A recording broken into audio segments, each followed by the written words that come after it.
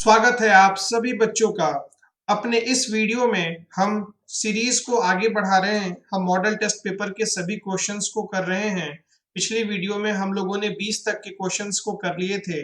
इस वीडियो में बच्चों हम लोग क्वेश्चन नंबर 21 से लेकर के क्वेश्चन नंबर 40 तक इस वीडियो में करेंगे। क्वेश्चन नंबर 21 से लेकर क्वेश्चन नंबर 40 तक। क्वेश्चन नंबर 21 क्या कहता है? उत्पादन संभावना वक्र पीपीसी प्रोडक्शन पॉसिबिलिटी कर्व का प्रयोग निम्न में से किसके विश्लेषण में होता है? कंप्यूटर जी सवाल दोहराया जाए। Production possibility curve PPC is applied in which of the following analysis? Production possibility curve को किस चीज की एनालिसिस के लिए बनाते हैं? ठीक है, तो प्रोडक्शन पॉसिबिलिटी कर्व के हम लोगों ने बच्चों फीचर्स भी बताए थे कि हमारे इकोनॉमी के अंदर रिसोर्सेज क्या हैं, लिमिटेड हैं, और उस रिसोर्सेज को इस्तेमाल करके एक प्रोड्यूसर चाहता है कि अपने प्रोडक्शन को ज्यादा से ज्यादा किया जाए जिससे लोगों की वांट्स क्या हो, सेटिस्फाइड हो। ठीक है, और टेक्नोलॉजी से भी PPC production possibility curve shift होता था दो कारणों से, या रोटेशन होता था दो कारणों से, या तो टेक्नोलॉजी की वजह से या तो रिसोर्सेज की वजह से।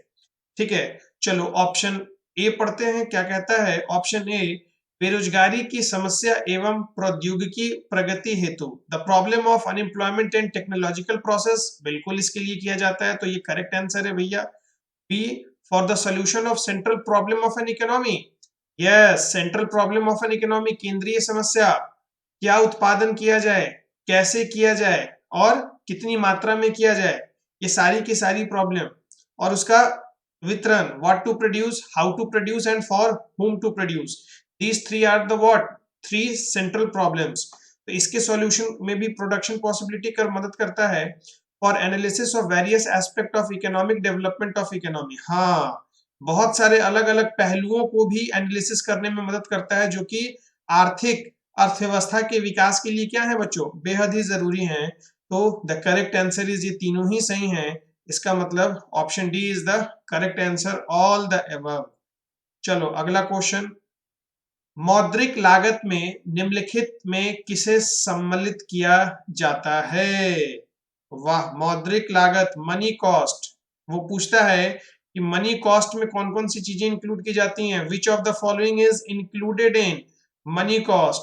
तो बच्चों मैंने आपको मनी कॉस्ट का फॉर्मूला एग्जाम अपने क्लासरूम के अंदर लिखवाया था। Normal profit plus explicit cost plus implicit cost is equal to what, money cost.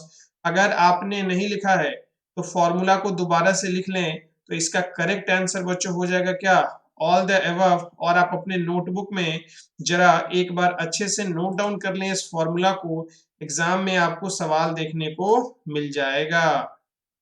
चलो आपके स्क्रीन पर दिख रहा होगा, money cost is equal to, मेरे प्यारे विद्यार्थियों इसको नोट डाउन कर लो बढ़िया से।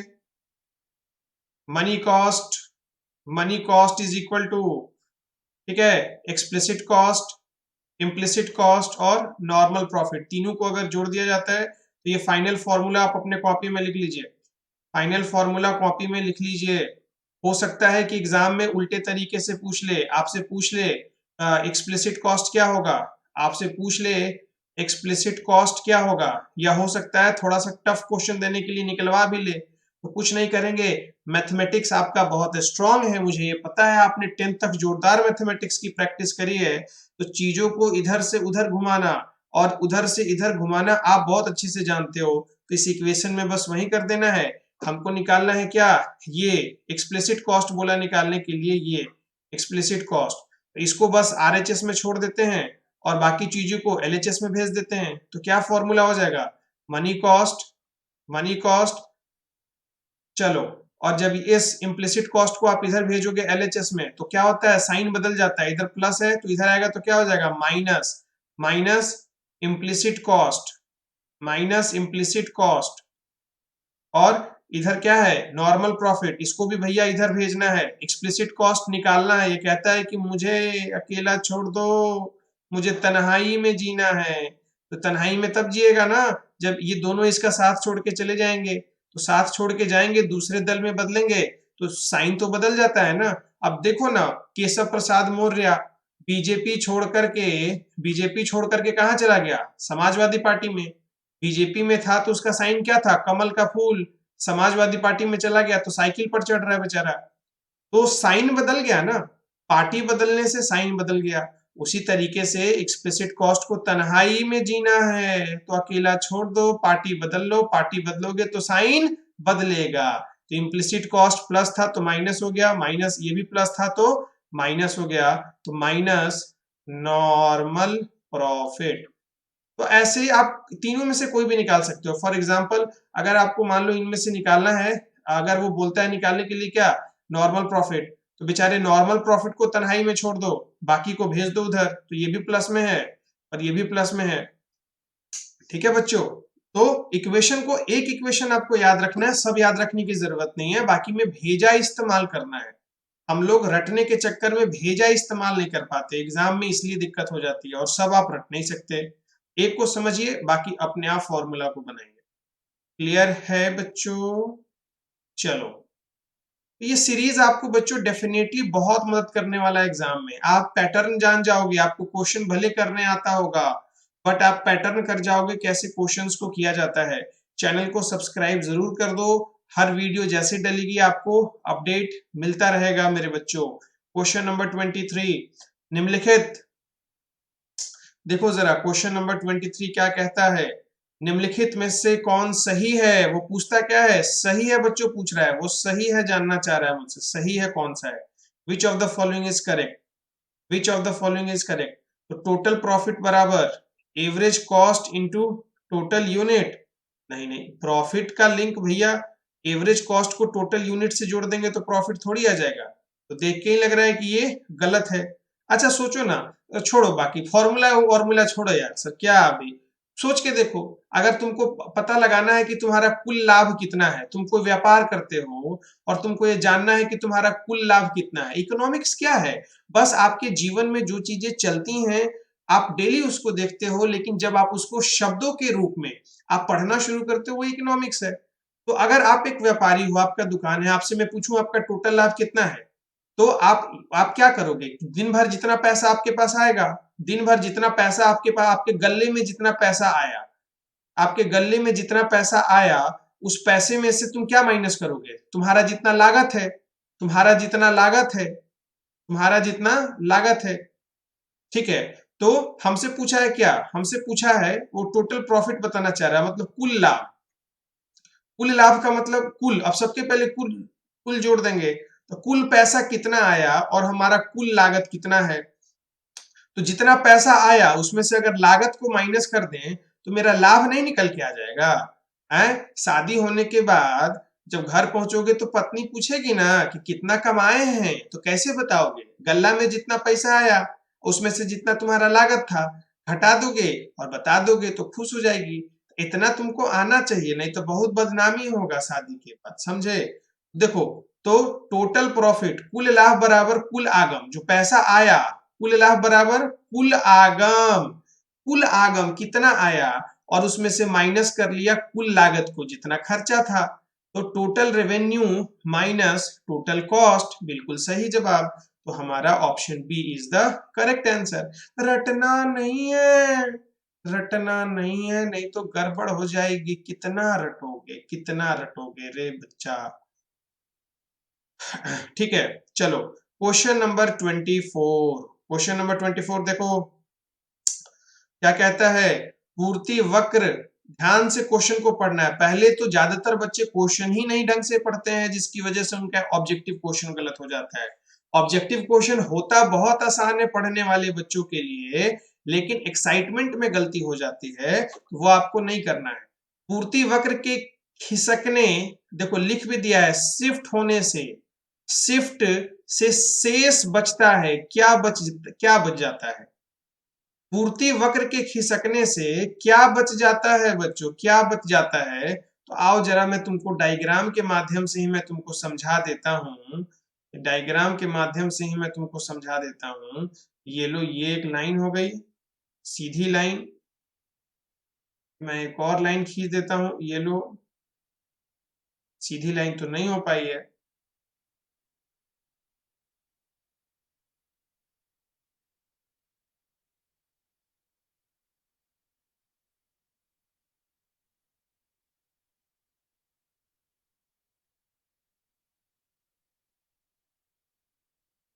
चलो मैं एक्सिस ड्रॉ कर रहा हूं, ध्यान से समझ लेना।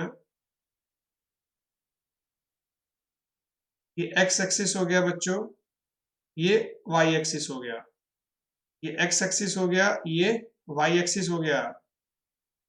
अच्छा, क्या पूछता है? पूर्ति वक्र के खिसकने से, पूर्ति वक्र के खिसकने से क्या बच जाता है? सवाल बहुत सिंपल है। तो पूर्ति वक्र अगर आप बनाते हो तो कैसे बनाते हो?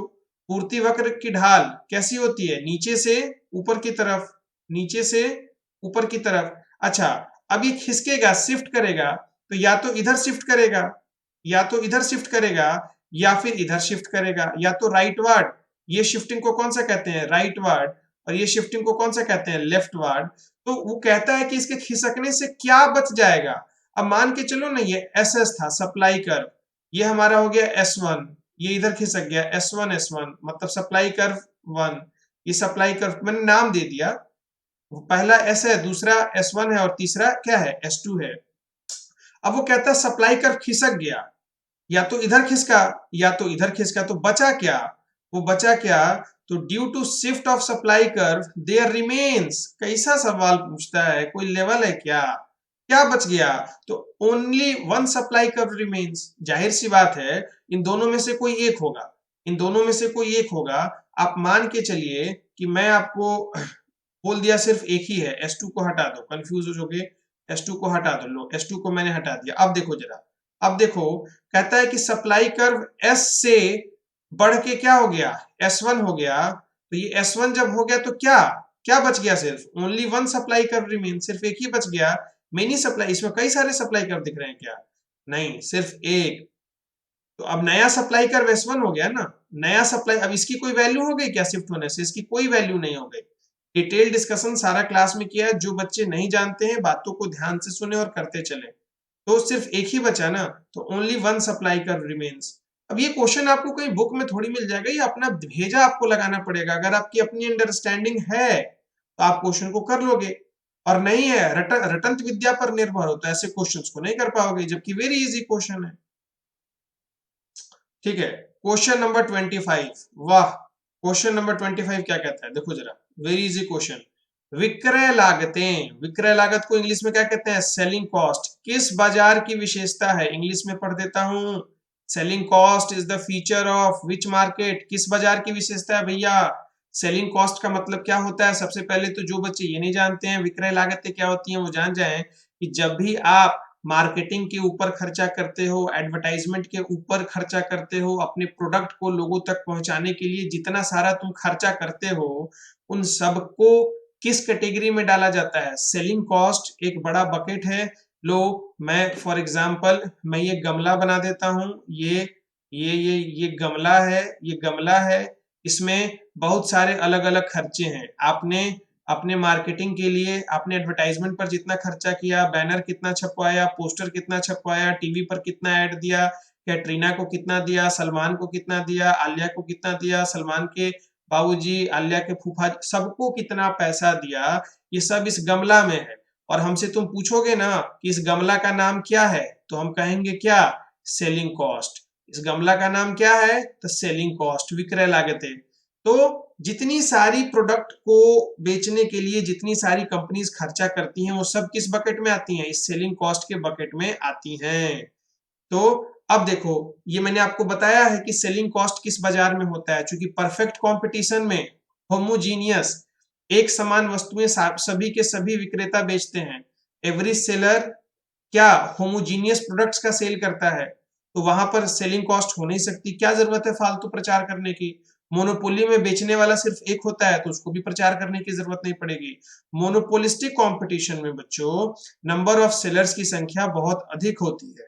मोनोपोलिस्टिक कंपटीशन में नंबर ऑफ सेलर्स की संख्या अधिक होती है, और ये हेट्रोजीनियस, ये समरूपी सामान नहीं बेच रहे होते हैं, ये अलग अलग सामान बेच रहे होते हैं, अलग अलग तरह के। जनरली ये लगभग सेम होते हैं, हल्का फुल्का फर्क होता है।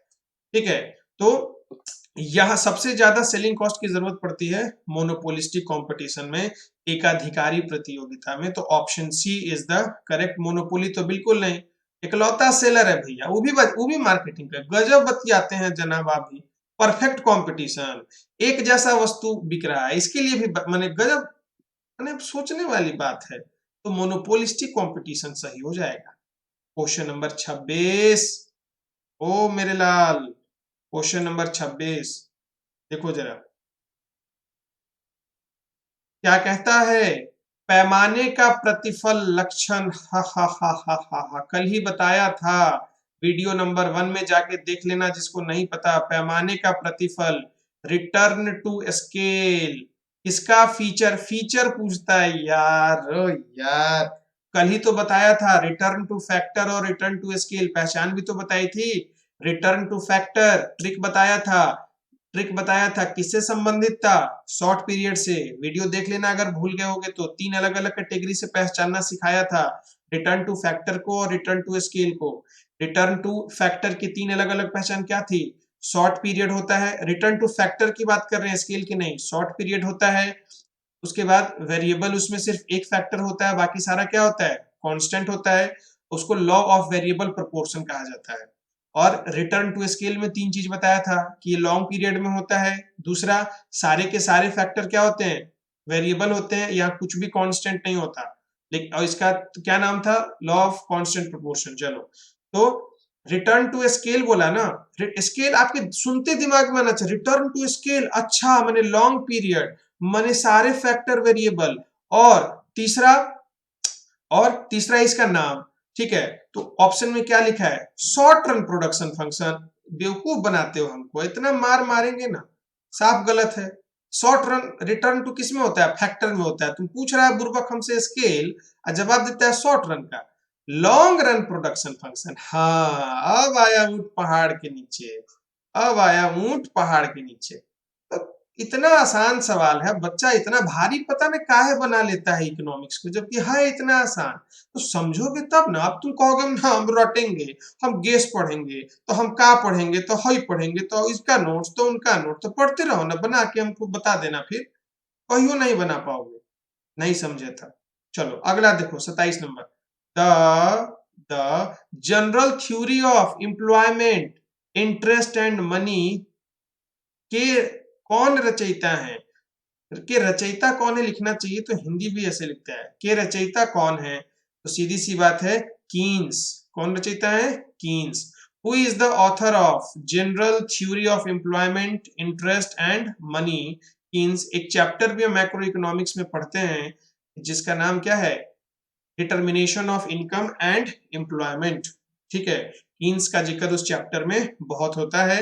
वैसे मैंने आपको बता रखा है, अगर आपको याद हो तो, कि जो भी सवाल नेम बेस्ड होंगे वैसे सवालों को आपको करने की आवश्यकता एग्जाम में नहीं है, छोड़ देंगे। ऑप्शन में 100 सवाल आते हैं, 50 करने हैं।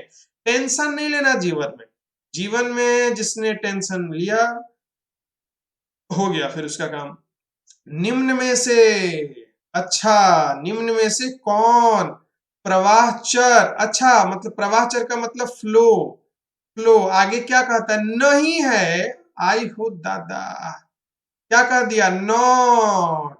इसी नॉट और यस पर ध्यान देना है रे बबुआ। क्या कहा कि इनमें से कौन सा फ्लो नहीं है, मतलब वो पूछता है कि स्टॉक कौन सा है। स्टॉक और फ्लो का कॉन्सेप्ट बताए थे ना, बताए थे। तो आपको बताना है कि इनमें से कौन सा फ्लो नहीं है, तो पूछता क्या है, तो बता दो कौन सा स्टॉक है। तुम्हारी शादी इससे नहीं होगी तो किससे होगी, भी बता दो ना, बात जायज है। तो नहीं का मतलब समझ में आना चाहिए, पॉजिटिव वे में जरा सोच के देखिए। विच of the following is not a flow variable, कौन सा इनमें से प्रवाह चर नहीं है, तो स्टॉक बताना है। अच्छा आप फ्लो का मतलब आसान भाषा में समझिए, जो चीज बदल जाता है उसको फ्लो कहते हैं, और जो चीज नहीं बदलता है उसको स्टॉक कहते हैं। आदमी की आमदनी बदलती है, बदल जाती है इनकम, इसलिए ये क्या हुआ, ये फ्लो हुआ। हमसे पूछा है क्या फ्लो नहीं होगा, तो फ्लो हो गया। डेप्रिसिएशन हर साल बदलता है, एसेट्स की वैल्यू कम होती है तो अगले साल कम वैल्यू पर डेप्रिसिएशन लगता है, ये भी बदलता है। इन्वेस्टमेंट निवेश भी बदलता है बिजनेस में समय समय पर। एक चीज नहीं बदलता है, आपको हम क्लास में भी एग्जांपल देके करवाए हैं, वो है क्या, कैपिटल, वो है क्या, पूंजी। अगर आपको जो बच्चे अकाउंट्स के हैं वो इजीली समझ जाते हैं कि जब कोई भी व्यक्ति व्यापार में पैसा लगाता है तो उसका कैपिटल जो होता है वो क्या रहता है, फिक्स रहता है। तो पूंजी जो है वो बदलता है, जाहिर सी बात है। जब आप अतिरिक्त पूंजी लगाते हो वो अलग केस हो गया, लेकिन इन सब में से उपयुक्त देखिएगा तो पूंजी जो है वो बदलने वाला नहीं है। मैक्रो शब्द, अगला क्वेश्चन नंबर 29, मैक्रो शब्द किस भाषा से संबंधित है? ये तो कोई भी बच्चा बता देगा, कोई भी बच्चा बता देगा, ग्रीक। याद रहे, ग्रीक भाषा से, ग्रीक। क्वेश्चन नंबर 30, राष्ट्रीय आय और रोजगार के सिद्धांत का अध्ययन। अच्छा वो बउआ हमको बेवकूफ बनाते हो। राष्ट्रीय आय, नेशनल इनकम, और रोजगार के सिद्धांत, रोजगार के सिद्धांत, theory of income, theory of employment, theory of employment किससे संबंधित है? वो पूछता क्या है कि भैया बताओ कि नेशनल इनकम हम कहाँ पढ़ते हैं और थ्योरी ऑफ एम्प्लॉयमेंट कहाँ पढ़ते हैं। तो नेशनल इनकम कहाँ पढ़ाए हैं, कहाँ पढ़ाए हैं हम? और नहीं बुझाता है तो सिलेबस का जरा चैप्टर का नाम याद खाली करके जाओगे ना तो भी सवाल को कर दोगे। अपने आप पता चल जाएगा कि नेशनल इनकम जो चैप्टर तुमको पढ़ना है वो समष्टि में पढ़ना है कि व्यष्टि में पढ़ना है बुर्बक? बुर्बक किस में पढ़ना है? समष्टि में। समष्टि का मतलब मैक्रो इकोनॉमिक्स। तो जवाब क्या हो जाएगा? समष्टि अर्थशास्त्र में। इंग्लिश मीडियम वालों मैक्रो इकोनॉमिक्स में। Very good. चलो क्वेश्चन नंबर 31, मैक्रो अर्थशास्त्र निम्नलिखित में से किसका अध्ययन करने में प्रासंगिक है? Macro economics is relevant in study. Macro economics में हम क्या क्या पढ़ते हैं, आसान भाषा में यही पूछ रहा है। Macro economics is relevant in study of which of the following?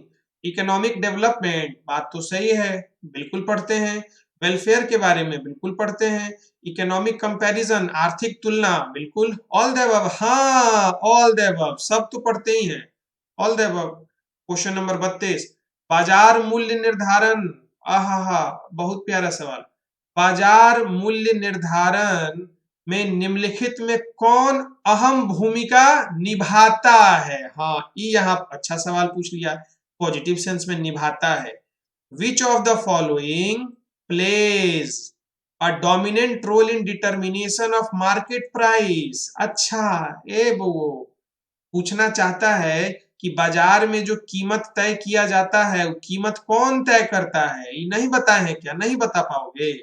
बाजार में कोई भी कीमत तय कैसे किया जाता है? उसकी मांग को देख के, डिमांड को देख के, और उसके सप्लाई को देख के, उसके पूर्ति को देख के। माने बाजार कीमत को निर्धारित दोनों ही करते हैं, डिमांड भी और सप्लाई भी।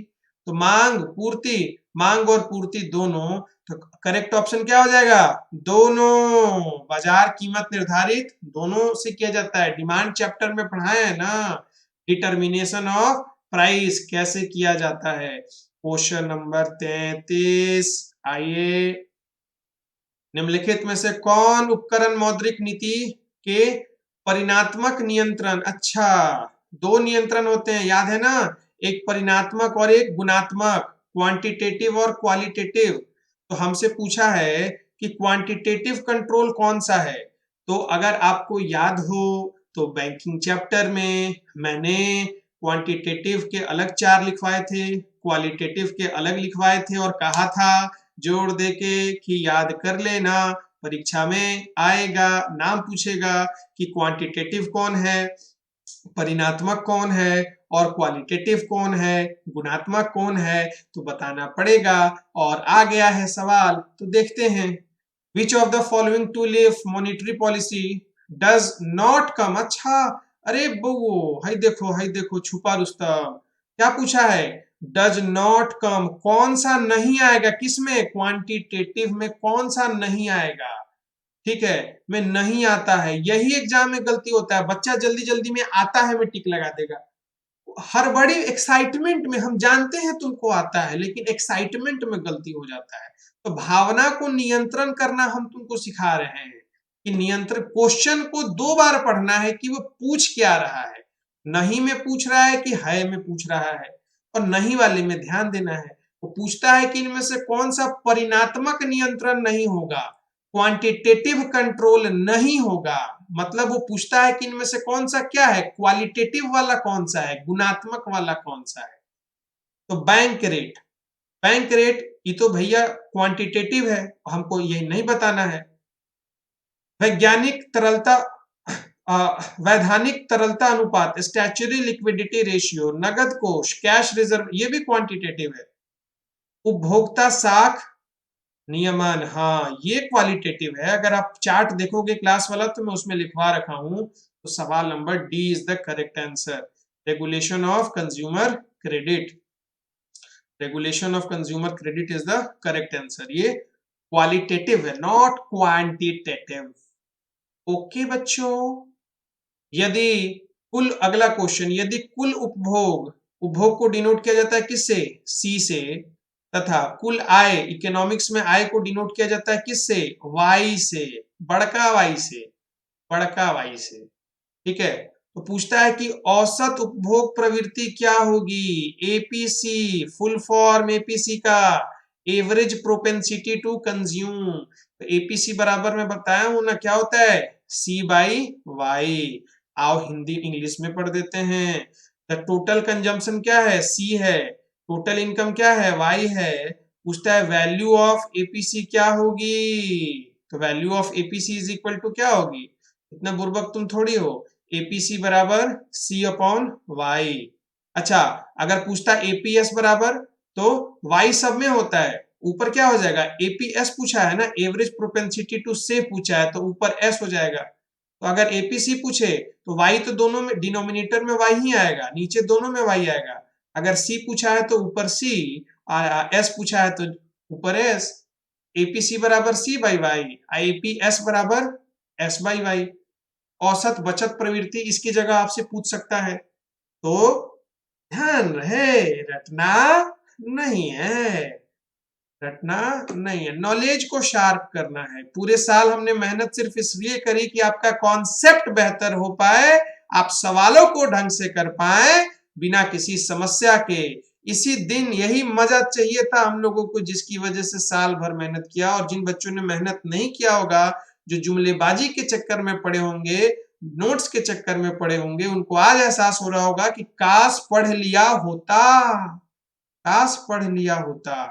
क्वेश्चन नंबर 35, भुगतान संतुलन क्या पूछता है, भुगतान संतुलन का निम्न में से कौन सी विशेषता है, which one of the following is the feature of balance of payment. अच्छा, बैलेंस ऑफ पेमेंट का फीचर पूछता है भुगतान शेष का, तो क्रमबद्ध लिखा होता है, डेफिनेशन में ही लिखवाए थे।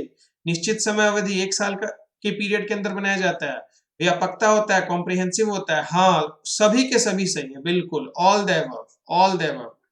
क्वेश्चन नंबर 36, मुद्रास्फीति की स्थिति में मुद्रा की क्रय शक्ति, अच्छा, आहा, बहुत प्यारा सवाल पूछा है। In case of inflation purchasing power of money, ये बताओ ना। अब देखो, अब कई बच्चा इसको भी रटेगा, अब वो गधावा को हम क्या कर सकते हैं, उसको चुपचाप सान के दे देंगे नाद में खाने के लिए, हो गया। कहता है बुर्बक, ज्यादा सुनो इधर, छोड़ो कॉन्सेप्ट को, छोड़ो, एक बात बताओ, जब महंगाई बढ़ जाता है, जब महंगाई बढ़ जाता है, तो जब बाजार, एक बात बताओ, आज से 10 साल पहले 100 रुपया लेके बाजार जाते थे, और आज भी 100 रुपया लेके 2022 में भी 100 रुपया बाजार लेके जाते हो, तो ज्यादा सामान कब खरीद के ला पाते थे, ईमानदारी से बताना, ईमानदारी से। तो ज्यादा सामान तुम कहोगे कि सर 10 साल पहले तो 100 रुपया में झोरा भर सामान क्या आ जाता था, और 2022 में जा कुछो बुझाता है कि ऊंट के मुंह में जीरा, मैंने कुछो नहीं आया। तो काहे कुछो नहीं आया, ये फीलिंग काहे आया, काहे कि महंगाई बढ़ गया, महंगाई बढ़ गया। अब महंगाई बढ़ गया माने क्या हुआ, रुपया का परचेजिंग पावर कम हो गया। परचेजिंग पावर का मतलब क्या होता है, उसकी क्रय शक्ति, माने अब उसी 100 रुपया में आप कम चीज खरीद सकते हो ना, उसी कम चीज में क्या होता है, आप कम चीज खरीद पाओगे उसी 100 रुपया में। ठीक है, तो महंगाई के समय में पूछता क्या है, महंगाई के समय में इन केस ऑफ इन्फ्लेशन, मुद्रास्फीति की स्थिति में मुद्रा की क्रय शक्ति क्या होती है, अब नहीं बता पाओगे, मारेंगे नहीं सब मार, घट जाती है, बोलो घट जाती है, ऑप्शन बी डिक्रीजेस। मुद्रा की क्रय शक्ति बच्चों क्या होती है, घट जाती है। क्वेश्चन नंबर 37, ध्यान से सुनते जाओ, हड़बड़ाना नहीं है। निम्नलिखित में किसमें उत्पादन के सभी साधनों में परिवर्तन संभव है? आहा, देखो देखो देखो, निम्नलिखित में से किसमें उत्पादन के सभी साधनों में परिवर्तन संभव है? 3 पार्ट में डिवाइड कर लो ना, क्या दिक्कत है। सबसे पहली बात, यहां फिर वो तुमको लिंक करना चाह रहा है रिटर्न टू फैक्टर और रिटर्न टू स्केल। ठीक है, रिटर्न टू फैक्टर, एक फैक्टर वेरिएबल होता है, बाकी कांस्टेंट होता है, और रिटर्न टू स्केल में सब वेरिएबल होता है। तो क्या पूछा है? सभी साधने क्या होते हैं? परिवर्तन संभव है। मतलब वो बात कर रहा है किसकी? वो बात करना चाह रहा है रिटर्न टू फैक्टर की नहीं, रिटर्न टू स्केल की। और रिटर्न टू स्केल मैंने आपको बताया है किसमें काम करता है, अल्पकाल में कि दीर्घकाल में? जल्दी बताओ। लॉन्ग टर्म में। रिटर्न टू स्केल काम किसमें करता है? दीर्घकाल में। तो इसका करेक्ट आंसर क्या हो जाएगा? दीर्घकाल। देखो क्वेश्चन बहुत मजेदार है। ऐसा क्वेश्चन है कि पानी पिला देगा, टीचर को पानी पिला देगा। बच्चा तो बच्चा है, लेकिन मेरा बच्चा भी शेर है। अल्पकाल नहीं होगा, ये तो रिटर्न टू फैक्टर होता है। बाजार है दीर्घकाल में। क्वेश्चन नंबर 38, लॉन्ग इंग्लिश में भी मार देते हैं, लॉन्ग पीरियड। क्वेश्चन नंबर 38, ये देखो। वाह वाह वाह वाह, पैमाने का क्रमगत उत्पत्ति वृद्धि नियम, law of increasing return to scale, law of increasing return to scale applies only when, कल ये भी चीज बताए थे कि law of increasing return to scale, law of constant return to scale, law of decreasing return to scale. याद है 1 और 2 का एग्जांपल देके, इकोनॉमीज और डिस इकोनॉमीज। तो इंक्रीजिंग रिटर्न टू स्केल कब होता है? जब इकोनॉमी जो होता है वो बड़ा होता है, 1 इज ग्रेटर देन 2, बताए थे ना, economies is greater than diseconomies. एक बार जो नहीं देखे हो लो, तुमको दिखा भी देते हैं, दिखा भी देते हैं, क्या तुम भी याद रखोगे? क्या तुम भी याद रखोगे? लो स्क्रीन पर फ्लैश कर रहा है, स्क्रीन पर फ्लैश कर रहा है, जो नहीं लिखा है वो लिख ले। कल यही चीज हम समझाए थे वीडियो नंबर 1 में, डिटेल में समझाए थे, 15-20 मिनट। जो नहीं देखा है जाके देख लेगा। देखो इंक्रीजिंग रिटर्न टू स्केल वही पूछता है, इंक्रीजिंग रिटर्न टू स्केल कब होता है, ठीक है, कांस्टेंट कब होता है, और डिमिनिशिंग कब होता है। और उसी में बताए थे, देखो economies of scale is more than diseconomies of scale. दूसरे में क्या लिखा हुआ है? Economies of scale is equal, और तीसरे में देखो जरा डिस इकोनॉमीज। तो याद रखना, यही सारा चीज हम आपको समझाए थे। क्लियर है? मैं उम्मीद करता हूँ इंजॉय कर रहे होगे और लर्निंग अपनी अच्छी कर रहे होगे। कमेंट सेक्शन में जरूर लिख के बता देना कैसा महसूस कर रहे हो वीडियो देखने के बाद, और तुम्हारी तैयारी कैसी चल रही है। कमेंट के माध्यम से हम लोग एक दूसरे से बात करते रहेंगे, जुड़े रहेंगे। क्वेश्चन नंबर 39, निम्नलिखित में से किसने भुगतान शेष की परिभाषा दी है? आहा, फिर नाम वाला आ गया। Which among of the following has defined the balance of payment? Balance of payment, तो नाम वाला तो इग्नोर कर देना है, लेकिन फिर भी जानकारी के लिए टिक मार लो, कीन्स ने बताया था भैया। Last question of the video, last question of the video, सेब और संतरा की कीमत। आहा, मजेदार क्वेश्चन, इंपॉर्टेंट लिख देता हूं, इंपॉर्टेंट लिख देता हूं। रटने वालों के लिए नहीं है कोई भी सब्जेक्ट, अब का जमाना बदल चुका है। जो समझेगा, जो अपने शिक्षा के ऊपर खर्चा करेगा, ऑफर के चक्कर में पड़ोगे बाजार में तो फंसोगे, याद रखना जीवन होगा बर्बाद। सेब और संतरा की कीमत, सेब और संतरा की कीमत में वृद्धि होने से सेब और संतरा की मांग में होने वाले परिवर्तन को क्या कहा जाता है? ये तो ना जाने क्लास में कितनी बार हम रटवा दिए होंगे। चेंज इन, देखो क्या कहते हैं, इंग्लिश में भी पढ़ देते हैं। Change in the demand of apple and oranges due to increase in their price. Price उसको क्या कहेंगे? एक्सटेंशन कहेंगे, कॉन्ट्रैक्शन कहेंगे, इंक्रीज कहेंगे, डिक्रीज कहेंगे। मेरे लाल, मेरे हीरा, मेरे सोना, मेरे मोती, क्लास में कितनी दफा बताए थे कि ऐसे क्वेश्चन में सबसे पहले आपको पहचानना है कि वो विस्तार होगा या संकुचन होगा, एक्सटेंशन होगा या कॉन्ट्रैक्शन होगा, या इंक्रीज होगा या डिक्रीज होगा। बताए थे कि इन दोनों का बक्सा एक साथ चलेगा, और इंक्रीज और डिक्रीज का बक्सा एक साथ चलेगा, या तो इन दोनों में ये दोनों होगा तो ये नहीं होगा, ये दोनों होगा तो ये नहीं होगा। तो सबसे पहले तो आपको पहचानना है कि इंक्रीज डिक्रीज होगा कि एक्सटेंशन कॉन्ट्रैक्शन होगा, विस्तार संकुचन होगा। तो नियम क्या बताए थे कि जब कीमत के कारण परिवर्तन हो तो उसमें एक्सटेंशन और कॉन्ट्रैक्शन होता है, विस्तार और संकुचन।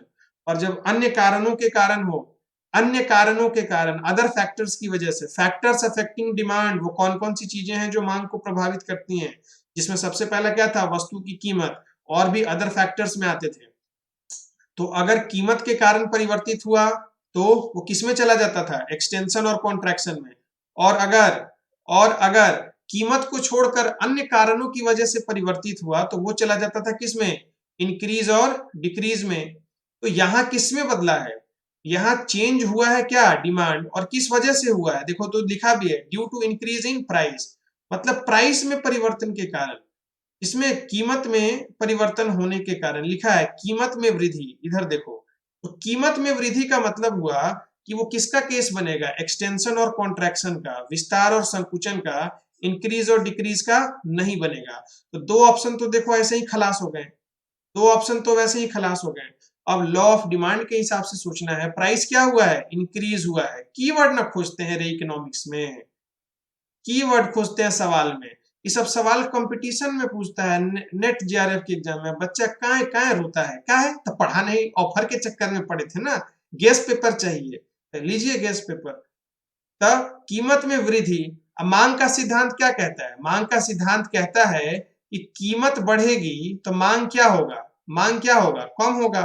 तो कीमत बढ़ने से डिमांड यहाँ क्या हुआ होगा, डिमांड यहाँ बच्चों क्या हुआ होगा, कम हो गया होगा। और डिमांड कम होने से हम बताए थे कि क्या होता है, डिमांड कम होने से एक कॉन्ट्रैक्शन का सिचुएशन बनता है, और डिमांड बढ़ेगा तब एक्सटेंशन होगा। तो यहाँ मांग कम हो गया ना, option B is the correct answer, option B is the correct answer. तो ऐसे देखो मजेदार सवाल, कितने आसानी से भारी भारी सवालों को हमने चुटकियों में उड़ा दिया, चुटकियों में उड़ा दिया।